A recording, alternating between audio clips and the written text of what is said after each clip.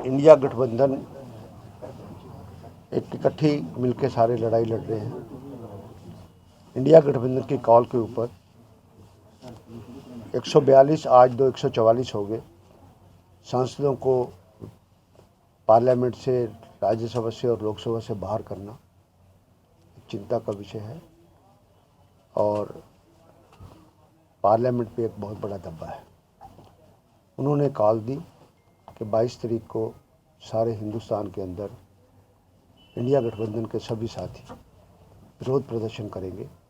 उसी उपलक्ष्य में आज रोहतक के अंदर हमारे कांग्रेस के वरिष्ठ नेता, कांग्रेस के हमारे साथी, कांग्रेस के हमारे वर्कर, सीपीआई के वरिष्ठ नेता और साथ में उनके कार्यकर्ता सभी इसमें सम्मिलित हुए।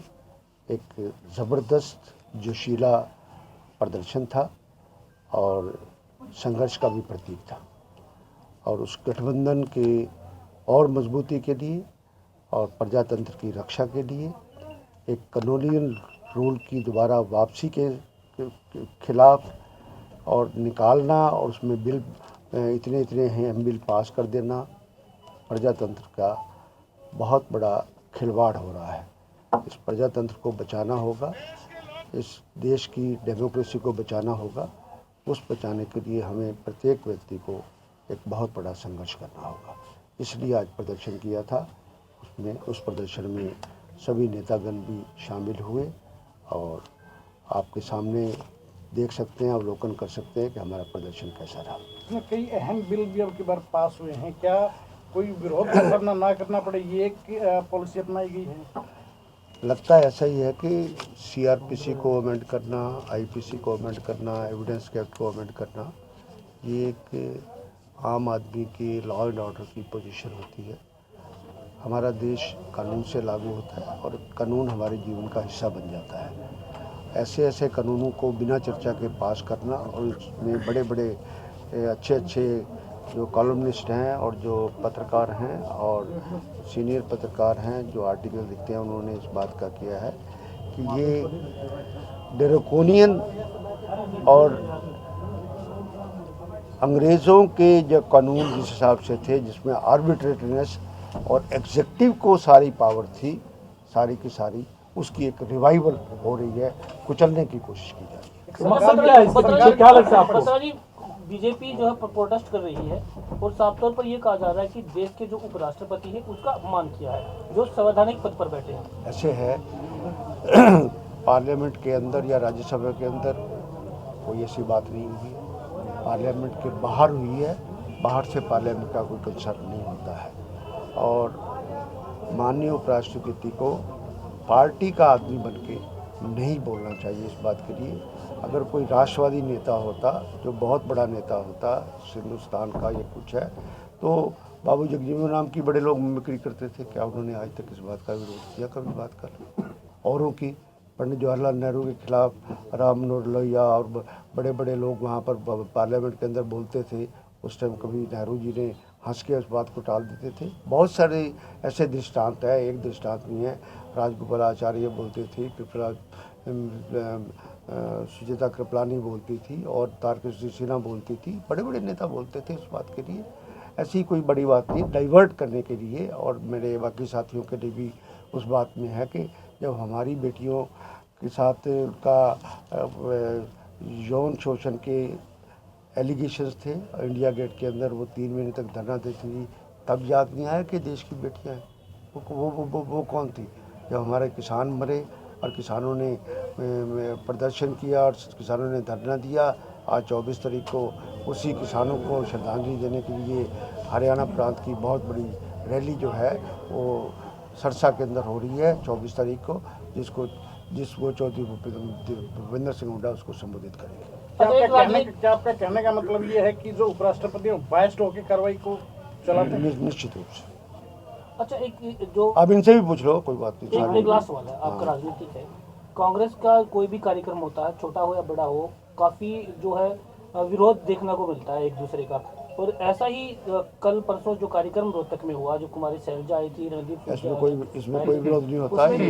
ये कुर्सी को लेकर लड़ाई हुई। ऐसे है वो उस बात पे मैं नहीं कहना चाहता। सभी वरिष्ठ नेता हैं और कोई अपनी प्रेस कॉन्फ्रेंस कर रहा है। आप ये प्रेस की एक दी हुई देन है जिस बात को ये कहते हैं कि कांग्रेस में भी खराब है। कोई कांग्रेस में भी खराब नहीं है।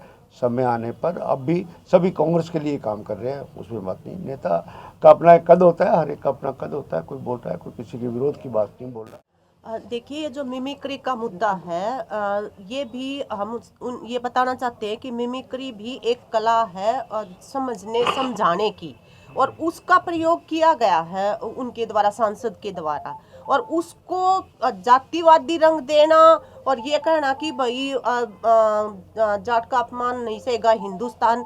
हम ये पूछना चाहते हैं कि वही उपराष्ट्रपति जी उनके सामने ब्रजभूषण जो है, जो मॉरल टर्पिट्यूड के आरोपी हैं, नैतिक पतन के अपराधी हैं, वो जब संसद में बैठते हैं, अपनी बात करते हैं, जिन्होंने हमारी कुश्ती खिलाड़ियों के साथ इतना यौन शोषण किया है, तब उनको चिंता नहीं होती इस बात की कि वो भी किसी जात की होंगी, वो भी किसी घर की होंगी, वो भी किसी धर्म की होंगी। और आज अगर वो सांसद ने कह दिया तो वो इतनी बड़ी बात होगी। इसमें मुख्य मुद्दा जो है असल में ये है कि करोड़ों रुपए लगा के नया संसद भवन बनाया गया। उस संसद भवन की सुरक्षा पे ये दावे किए गए कि डिजिटली और ह्यूमन रिसोर्स के हिसाब से वेल इक्विप्ड है, ये सेफ है। लेकिन पहली ही मतलब जो घटना हुई उसी में वो सुरक्षा की पोल खुल गई बुरी तरह से। और हमारे सांसद जो हैं, जो सीनियर हैं, उन सब ने ये जानना चाहा कि भी जब संसद की सुरक्षा नहीं कर सकते, जो इब बनाया संसद भवन, तो देश की सुरक्षा क्यों करोगे। तो उसके ऊपर वो सवाल बिल्कुल जायज था, क्योंकि आज तक इन्होंने संसदीय सुरक्षा कमेटी जो बनाते हैं संसद की सुरक्षा के लिए, उसकी कोई मीटिंगें नहीं बुलाई है, उसका उपयुक्त तरीके से गठन भी नहीं किया है। तो ये वाजिब सवाल है सांसदों का। और जब उन्होंने ये सवाल उठाया तो अपने चोर के दाढ़ी में तिनका एक तरह से कुल लोकतांत्रिक मूल्य मान्यताओं के खिलाफ चलाया जा रहा है संसद को, और सांसदों ने उठाए हैं वो बहुत वाजिब सवाल है, और उनको इस तरह से निलंबित करना ये घोर निंदनीय है। इसलिए आज यहाँ पे आक्रोश प्रदर्शित किया गया है। और अब भी हम ये मांग करते हैं कि ऐसे सवाल हैं कि जब आपका प्रधानमंत्री, आपका गृह मंत्री संसद में तो जवाब दे नहीं, जब सांसद मांग रहे हैं, और बाहर उस मुद्दे के ऊपर बोलता है, टीवी चैनल्स पे बोलता है, तो उनको अपने पद छोड़ने पड़े हैं। लोकतंत्र की ये परंपराएं रही हैं, लेकिन वो बाहर अपना धड़ल्ले से बोल रहे हैं, और जब संसद में सवाल पूछ रहे हैं तो उड़ा हुआ है, मतलब हाजिर होना भी अपना अपमान मानते। ये जो हिकारत है एक लोकतंत्र के प्रति इस पार्टी की, जो मनुवादी मूल्य मान्यताओं में विश्वास रखती है हमारे संविधान की बजाय, ये इसका नतीजा है असल में जो आज देश के अंदर मंजर जो खड़ा हो गया है। और हम ये समझते हैं कि देश के हर नागरिक को इस गंभीर समय के ऊपर एक भूमिका अदा करनी पड़ेगी। उनको जो छल कपट से इस देश को चलाने की कोशिशें की जा रही हैं उनको समझना पड़ेगा, और सड़कों पे आके बाकायदा बोलना पड़ेगा कि ये देश जो है ये हमारे संविधान के हिसाब से, कानून के हिसाब से चलेगा। किसी की मनमर्जी जो है उससे ये देश चलने वाला नहीं है। क्या आपका कहने का भाव ये है कि एक अनडिक्लेयर्ड इमरजेंसी जैसी सिचुएशन पैदा की जा रही है? बिल्कुल। आप तो मीडिया से आप हमारे से और अच्छे से जानते हैं कि अघोषित इमरजेंसी इस देश के अंदर है। कोई भी अपने मन की बात कहना चाहे प्रधानमंत्री के अलावा उन्हीं को डंडों से लेते हैं, उन्हीं के ऊपर यूएपीए लगाया जाता, अंदर ठोक देते हैं। खुद हमारे हरियाणा की लड़कियां कितनी पहले भी उनके वो करियर बर्बाद किए गए हैं। हालात बड़े खराब हैं देश के। पार्लियामेंट और विधानसभा वास्तव में जो है ना अपनी बात रखने के लिए, पब्लिक की बात करने के लिए, मुद्दों के ऊपर जो दिक्कतें समस्याएं आती हैं वहाँ पर जाकर के हमारे नुमाइंदे अपनी बात रखने का एक स्थान माना जाता है, जगह मानी जाती है। और वहीं पर अगर किसी को अपनी बात ही नहीं कहने दिया जाए, जो मुद्दे हैं उनके ऊपर बात करने की बजाय उनको बाहर कर दिया जाए, तो ये देश के प्रजातंत्र के लिए बहुत बड़ा खतरा है। इसमें मैं तो यही कहना चाहता हूँ कि ये आज नहीं हुई, पहले भी इसी तरह से बात हुई है। जब पीछे राहुल गांधी जी ने पार्लियामेंट में अपनी बात रखी थी अडानी के बारे में, उस वक्त भी उनको बाहर कर दिया, बल्कि यहाँ तक कि सज़ा भी उनको जैसे तैसे करवा करके कर दी। बाद में जो है ना सुप्रीम कोर्ट से उनको राहत मिली। तो ये प्रजातंत्र वाली बात नहीं है, ये प्रजातांत्रिक देश है जो लगातार 70 साल से बहुत बढ़िया ढंग से ये देश चला। लेकिन अब 8-9 साल से जो अफरा तफरी का माहौल है, कहीं जात बरादरी का, कहीं धर्म का, कहीं कुछ, तो इसका कबाड़ा बना हुआ है। इसके हालात सामने आने वाले समय में आएंगे, जिससे हमारे समाज में इस तरह की सारी बातें आ करके इसके लिए बहुत ही खतरनाक बात है। मैं वही बात है, एक बार फिर देश वतन खतरे में, होशियार हो जाओ, ये बात है सारी।